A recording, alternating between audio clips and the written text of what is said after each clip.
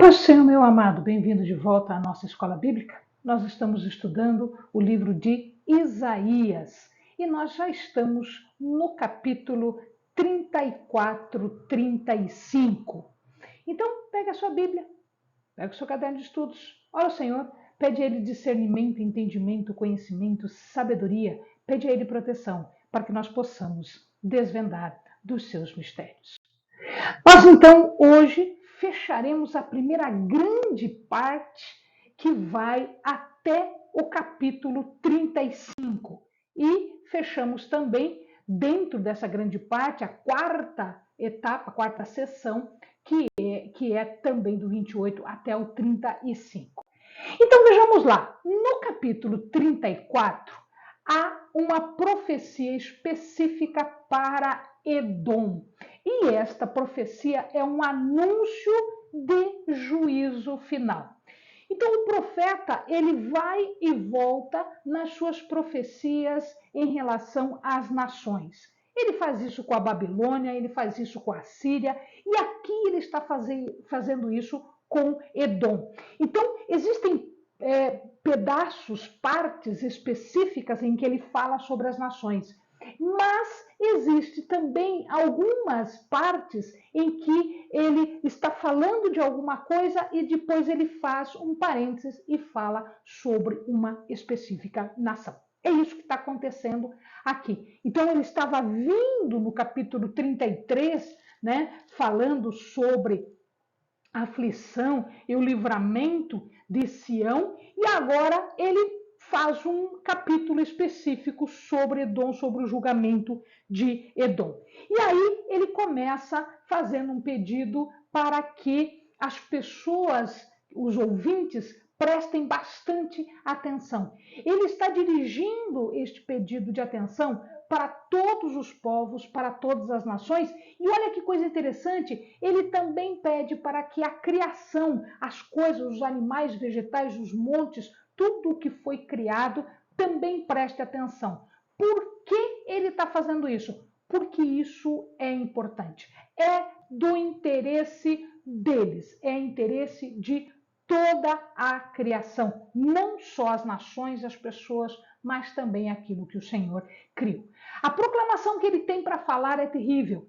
É a proclamação da ira do Senhor contra as nações. E aqui ele retrata cada uma dessas nações em conjunto, como se fosse uma só nação, como se fosse uma só potência. O objetivo aqui é a humanidade hostil, ou seja, Deus está falando para o profeta que ele está se referindo a todos aqueles que são hostis ao Senhor. A ira de Deus vai se voltar contra eles, da forma mais absurdamente terrível possível, da forma mais apavorante possível. A maldição, o anátema que ele fala aqui, ele está falando em anátema. O que é um anátema? Anátema é uma maldição. É dizer que tudo aquilo está contrário a Deus. Então, a maldição é que eles estão destinados à morte e os seus corpos ficam insepultos, de tal maneira que vai recender, vai subir um cheiro de morte, um cheiro ruim de pessoas mortas. O sangue derramado é tanto tamanho, é tão grande esta mortandade que os montes serão inundados por ele e os céus e a terra se dissolverão. É claro que não é assim, sangue efetivamente, né? Isso é no sentido figurado. Ele quer dizer que haverá tanta morte, que tantos serão atingidos pelo julgamento, pela maldição, que praticamente não vai sobrar nada, que o sangue vai chegar até os montes. E uma coisa interessante, agora ele começa a falar da natureza, ele fala que os céus, a terra se dissolverão, o céu vai ser enrolado como um pergaminho. E olha que coisa interessante nós vamos encontrar no Apocalipse, no verso 14 do capítulo 6, 6:14, o céu recolheu-se como um pergaminho quando se enrola, e todos os montes e ilhas foram removidos dos seus lugares. Então, vai acontecer algo apocalíptico, é o fim dos tempos, é a destruição de tudo. As estrelas se dissolverão, as estrelas cairão como uma árvore que está sendo desfolhada, elas vão cair, as estrelas vão cair. Isso é contado também no Apocalipse. Edom não é só Edom. Ele não está falando só do povo de Edom, da nação de Edom. Edom aqui, ele está representando todos os que estão contrários a Deus, todos os que são hostis a Deus. Portanto, é um conjunto, um poderio mundial hostil a Deus. Então, aquilo que acontecerá com Edom aqui, efetivamente vai acontecer com todos os povos que são contrários a Deus. A matança que está para acontecer, ela vai ser uma matança como se fosse um sacrifício. Então, estes povos, eles estão aqui como se fossem o gado miúdo e graúdo que era levado para o sacrifício, que eram sacrificados. Então, eles farão parte de um sacrifício festivo. Gado miúdo é o povo de Edom. Boi selvagem os touros também são os nobres. Então, os notáveis, os grandes, significa que tanto pequenos quanto grandes vão ser atingidos.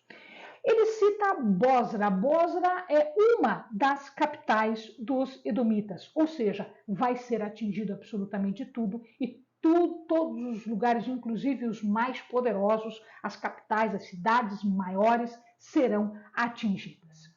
Ele chama isso o Dia da Vingança ou Ano de Retribuição. Isto não quer dizer que seja um dia ou um ano efetivamente. O período de tempo não é delimitado aqui, ou seja, nós não temos ideia de quanto tempo isto vai acontecer. Então, pode ser rápido como um dia, pode ser um pouco mais lento como um ano. Mas haverá um dia de retribuição, um dia em que toda hostilidade será punida por Deus. É um ano de retribuição ao pecado, de retribuição à corrupção, ao erro. O extermínio é tamanho, a gente já viu que o sangue chega a alcançar os montes, mas ele é tamanho que ele vai destruir a terra toda. Semelhante ao que aconteceu com Sodoma e Gomorra. Nós lembramos da história de Sodoma e Gomorra, onde fogo, enxofre, piche vai ser queimado. Engraçado que aquela região é uma região de bastante reserva de piche. Foram encontrados os estudos geológicos ali, encontraram-se grandes reservas de piche. E o amado sabe que se nós colocarmos um foguinho no piche, aquilo tudo vai estourar, como aconteceu com Sodoma e Gomorra, um fogo absoluto, um fogo imenso que vai se transformar num inferno de fogo. Um inferno de fogo que não se apaga. Ou seja, a imagem de um juízo final, que vai terminar em fogo, numa fornalha da ira de Deus. Ele vai usar agora imagens ou figuras amedrontadoras de Deus. O deserto vai aparecer. Tudo que era bonito, com flores, árvores, vegetação, mato, etc., isso tudo vai desaparecer. E aquela parte boa, bonita, luxuriante, com vegetação rica, isso tudo vai se transformar num deserto. Este deserto o povo vai evitar, porque terá medo por conta dos animais que ali vivem, da violência que ali acontece. Esses animais são chacais, hienas, feras, que a gente sabe que são cães bravos. Antigamente as pessoas não criavam cães em casa como nós temos hoje. Então os cães eram ferozes, eram ferais. A coruja, que ele pode, dependendo da tua Bíblia, está escrito Neuroa ou Litit. A coruja era associada com uma bruxa noturna, ou, se você prefere, um demônio feminino noturno, que eles entendiam e eles imaginavam que era um demônio, uma mulher que roubava, raptava as crianças, seduzia os homens. Em outras palavras, tudo aquilo que era esplendoroso, que era maravilhoso, vai ser coberto por dentro e por fora de coisa ruim, de urtiga, de arbusto, de animais, de assombrações, abutres, corujas, feras, enfim, tudo que não era muito bom. Esta profecia, ela começa a se cumprir logo após a queda de Jerusalém. Logo após que Jerusalém cai, isso começa a acontecer na região de Edom. Por outro lado, então ele está comparando Edom e agora ele começa no capítulo 35, agora nós estamos no capítulo 35. Ele descreve o que vai acontecer com quem é hostil ao Senhor. E agora ele começa a falar com quem é do povo dele. O deserto e a estepe, ele vai mudar, né? Então, o que era luxuriante no Edom passou a ser deserto. O que era deserto para Sião passa a ser luxuriante, passa a se revestir de beleza. E todas as pessoas começam a ficar felizes exatamente porque termina a sua esterilidade. Ela vai desabrochar. E a palavra diz que ela desabrocha como se fosse um narciso do deserto, como se fosse prados, flores belíssimas, né? Atapetados de vegetação.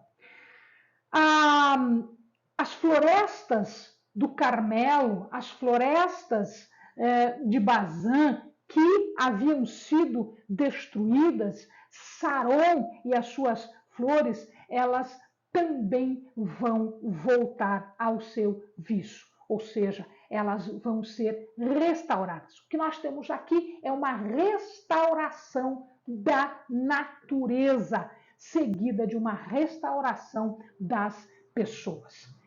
Os judeus que eram oprimidos, aquele povo que estava sendo oprimido, agora o Senhor olha mais de perto para eles e eles verão também ao Senhor, verão a glória e o resplendor do Senhor, porque este Deus, o Deus poderoso, o Deus todo-poderoso, o Deus de Israel, do exército de Israel, vai se mostrar, vai se revelar como um redentor do povo.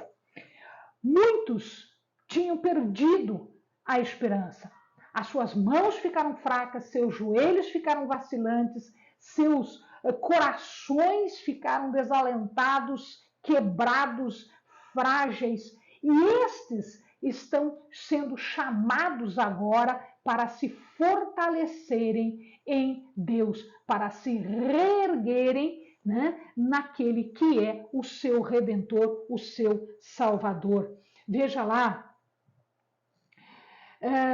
Eles verão a glória do Senhor, a excelência do nosso Deus. Fortalecei as mãos fracas, firmai os joelhos trementes, dizei aos turbados de coração, esforçai-vos, não temais, o vosso Deus virá com vingança, com recompensa divina ele virá e vos salvará. Então os olhos dos cegos se abrirão e os ouvidos dos surdos se desimpedirão.